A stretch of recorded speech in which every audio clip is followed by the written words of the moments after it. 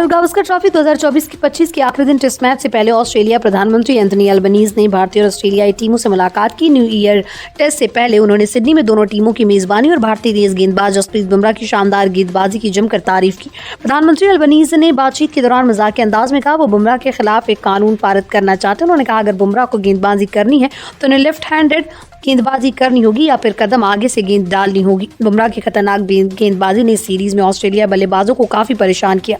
जसप्रीत बुमराह ने मौजूदा सीरीज में अपनी गति और सटीकता से ऑस्ट्रेलियाई बल्लेबाजों को टिकने का मौका नहीं दिया। उनकी यार्कर और सीम मूवमेंट ने कंगारू टीम के दिग्गज बल्लेबाज भी परेशान नजर आए। सीरीज में बुमराह ने अब तक 19 विकेट लेकर भारत की बढ़त में अहम भूमिका निभाई है।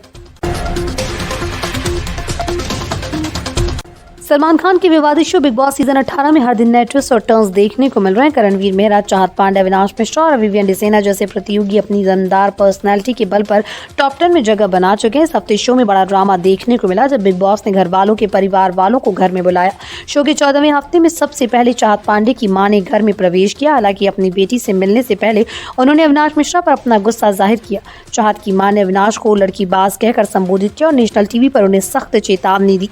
चाहत की मां ने अविनाश पर उनकी बेटी के छवि खराब करने का आरोप लगाया। उन्होंने साफ शब्दों में कहा उनकी बेटी के साथ किए गए बर्ताव के लिए उनका परिवार अविनाश को कभी माफ नहीं करेगा। इतना ही नहीं, कशिश की मां ने भी इस बात पर सहमति जताई कि अविनाश का व्यवहार अनुचित है। कानपुर के पास बरराजपुर रेलवे स्टेशन के पश्चिम क्रॉसिंग नंबर 45 के पास मंगलवार रात एक खाली गैस सिलेंडर रेलवे ट्रैक पर पाया गया, जिससे इलाके में सनसनी फैल गई। रेलवे पुलिस और जीआरपी ने मौके पर पहुंचकर सिलेंडर को जब्त कर लिया और मामले की जांच शुरू कर दी। बुधवार को एसपी जीआरपी ने घटनास्थल पर पहुंचकर मामले की जांच की। प्रारंभिक जांच में सामने आया कि किसी शरारती तत्व ने यह हरकत की। अधिकारियों ने इसे गंभीरता से लेते हुए सतर्कता बढ़ाने के निर्देश दिए। ये पहली घटना नहीं है। 4 महीने पहले 9 सितंबर की रात को शिवराजपुर के पास मुदेरी गांव में बरराजपुर रेलवे स्टेशन से कुछ दूरी पर कालिंदी एक्सप्रेस को पलटने की साजिश रची गई। उस समय भी रेलवे ट्रैक पर गैस सिलेंडर रखा गया, लेकिन समय रहते हादसे को टाल दिया गया। नए साल की शुरुआत के साथ ही उत्तर भारत भीषण शीतलहर की चपेट में आ गया। पहाड़ी राज्यों में बर्फबारी और मैदानी इलाकों में चल रही ठंडी हवाओं ने ठिठुरन बढ़ा दी। दिल्ली, बिहार और उत्तर प्रदेश समेत कई राज्यों में न्यूनतम तापमान 5 डिग्री सेल्सियस से नीचे पहुंच गया। कश्मीर में शीतलहर ने अपने असर और तेज कर दिया। राष्ट्रीय राजधानी दिल्ली और एनसीआर क्षेत्र में ठंड चरम पर है। मौसम विभाग ने यहाँ ठंड को लेकर येलो अलर्ट जारी किया। विभाग के अनुसार गुरुवार सुबह मध्यम कोहरा और स्मॉग छाए रहने की संभावना थी। हालांकि आज सुबह बहुत घना कोहरा नहीं देखा गया। उत्तर प्रदेश की राजधानी लखनऊ समेत कई हिस्सों में ठंड ने लोगों को परेशान कर रखा है। गुरुवार को तापमान में मामूली सुधार के संकेत हैं। दिन का अधिकतम तापमान 18 डिग्री सेल्सियस और न्यूनतम तापमान 9 डिग्री सेल्सियस रहने की संभावना है। पंजाबी सिंगर दिलजीत दोसांझ एक बार फिर से सुर्खियों में। हाल ही में उनका एक वीडियो सामने आया जिसमें वो देश के प्रधानमंत्री नरेंद्र मोदी से मुलाकात करते नजर आ रहे हैं। दिलजीत ने इस मुलाकात को 2025 की शानदार शुरुआत बताई है। इस वीडियो में दिलजीत पीएम मोदी के साथ बातचीत करते और एक गाना गाते भी नजर आ रहे हैं। दिलजीत दोसांझ ने प्रधानमंत्री नरेंद्र मोदी से मुलाकात के बाद अपना अनुभव सोशल मीडिया पर साझा किया और उस मुलाकात को बहुत यादगार बातचीत बताया। इस वीडियो में दिखाया गया कि दिलजीत हाथों में फूलों का गुलदस्ता लेकर पीएम मोदी से मिलने पहुंचे। पीएम मोदी ने उनका स्वागत करते हुए सत श्री अकाल कहा। दिलजीत ने कहा, मुलाकात का वीडियो साझा करते हुए लिखा, 2025 की इस शानदार शुरुआत पीएम नरेंद्र मोदी जी के साथ बहुत यादगार मुलाकात। हमने कई विषयों पर चर्चा की जिनमें संगीत भी शामिल था।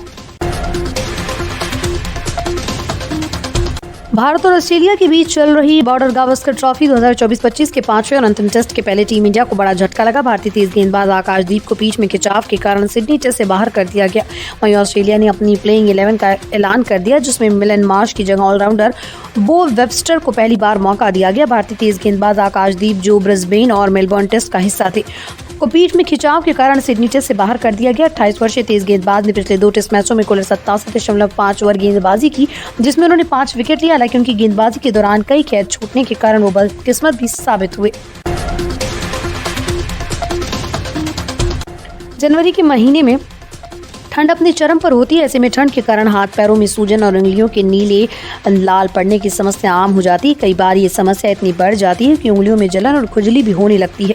जाने की इस स्थिति में कौन कौन से उपाय अपनाकर राहत पाई जा सकती है। सर्दियों में तापमान कम होने की वजह से शरीर की नसें सिकुड़ने लगती हैं। इसका सीधा असर रक्त प्रवाह पर भी पड़ता है और रक्त संचार धीमा हो जाता है। पैरों और हाथों तक रक्त पहुंचने में दिक्कत होने के कारण सूजन आने लगती है। इसके अलावा कुछ गलत आदतें भी इस समस्या को बढ़ा सकती हैं। सुबह की स्ट्रेचिंग और व्यायाम करें। ठंड में सुबह उठते ही शरीर को गर्म रखने के लिए स्ट्रेचिंग और वार्म अप करें। इससे शरीर का तापमान सही रहता है और रक्त संचार में सुधार होता है।